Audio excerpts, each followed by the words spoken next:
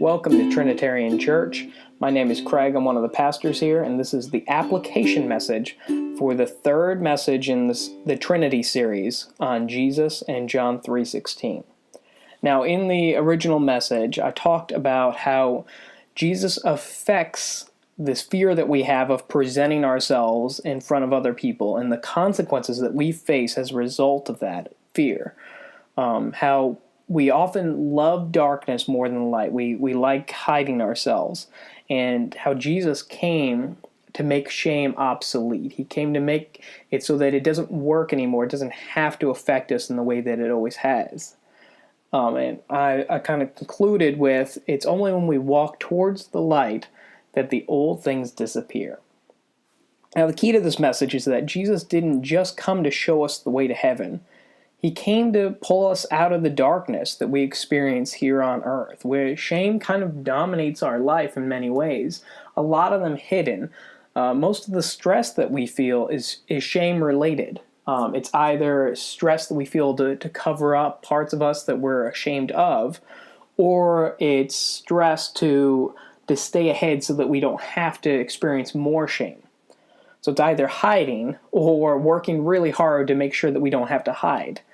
And so shame and hiding in the darkness, it keeps us from finding abundant life here on earth, and it also keeps us from approaching God to find eternal life.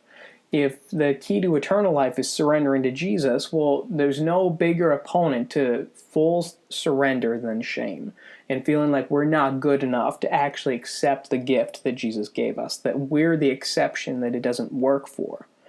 And so what happens? We get stuck in these habits, right? We get stuck in these ways of protecting ourselves. We select people that we're protecting ourselves from. We have a very small circle of people that we only show a tiny sliver of ourselves. We have these habits and ways of dealing with conflict that we try to get rid of conflict as quickly as possible so that doesn't become something that produces shame.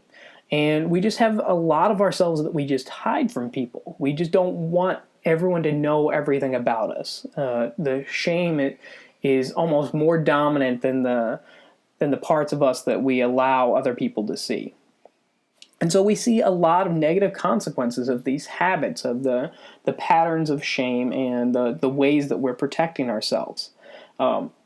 Lots of relational conflict. We end up in friendships and romantic relationships in conflict with people, usually in these same kind of patterns over and over again.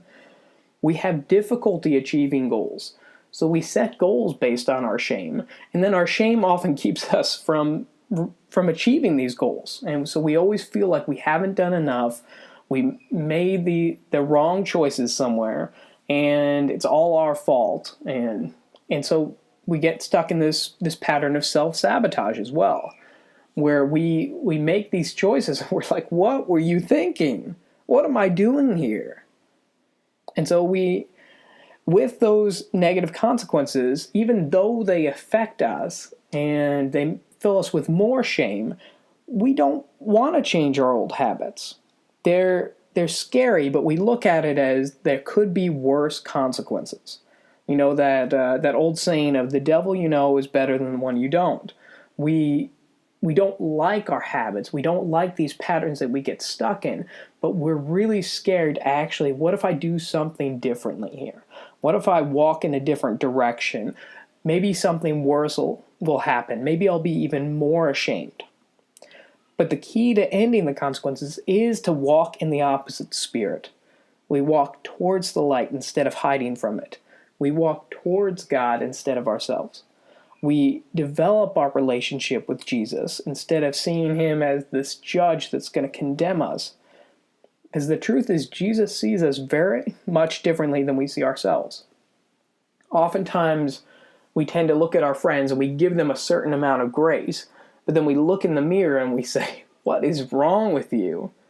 For the same exact thing. You know, Jesus looks at us the way with the grace, even more grace than we have for our friends, than we have for, say, people with disabilities or children, that we just extend grace to them naturally. That's the kind of natural grace that Jesus has with us. But we constantly seek to block that, to hide, and to stay in the darkness. Why? Because that's how we've always done things. Okay, so how do you change this? First, identify the areas to change. What are the areas of life in which we're stuck? What is the big area? What is the one that you want to work on the most? That you have the most motivation to fight through any adversity that you're going to see. And then within that, what are the goals? Like, let's say that there's shame about being overweight, and feeling overweight is something that you see as a huge goal for you. Well, there's different components to that. It's you're eating more food than your body needs, and so it's being stored as fat. You're exercising less than you would need to work off that weight. Well, those are two different goals with two different paths. And so which one of those is going to be easier for you? If you're in a place where the reason you eat so much is because the food's abundant, maybe it's going to be easier for you to work on exercising because you know that you're going to continue to have a high-calorie diet for a little bit. Or the reverse, maybe you don't have the time to exercise. How can you figure out ways to eat less? So first is kind of identifying the plan of attack. The next step is bringing that into the light. And this is the scary part, right? Who do you have that you can talk to about these things? Who can keep you accountable in changing these things? Who can walk with you on the journey that's going to have a commitment with you to be moving forward? And who is going to be safe to talk with? That's important, because if you're struggling with kleptomania and you compulsively steal things, that's not going to be a great thing to share with your boss.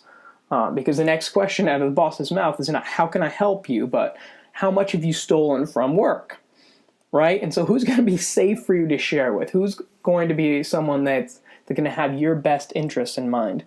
And try to make a distinction here between those friends that steer us into our worst instincts, those ones that say, just go for it, just do it, like, yeah, you're right, like, you deserve this.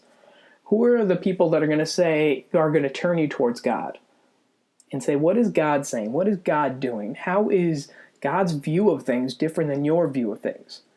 Because your view of yourself, your view of your world is what gets you in the patterns and gets you stuck in the first place. Okay, so once you find a safe person to walk with that can keep you accountable, then you make a plan to change. Okay, so walking in the light, starting to share what you're going through with other people is great, but removing shame is not the only step. It helps with the step. It helps us to find more transformation. It helps us to find more of God, but it's not the only step. And so we don't just want to walk in the opposite spirit and vulnerability, but also change our destructive behaviors, right? And so those steps, we want to make sure that we start slowly with manageable goals. You want to start in a way that you can achieve a few wins early on and things that you can actually measure as you go forward. Because if you say, if you're working on being overweight, say, I want to lose 30 pounds in a month, you're going to fail. That's going to be a problem.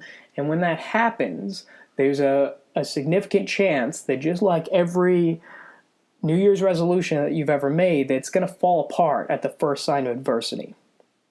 Okay, so that's the last step here is you want to prepare for adversity. You want to know in advance that your plan is going to go awry. Something is going to change. You want to have long-term plans of how do you change this habit over a long-term period of time, not how do I get rid of it within a week. That's not going to undo a lifetime's worth of habits.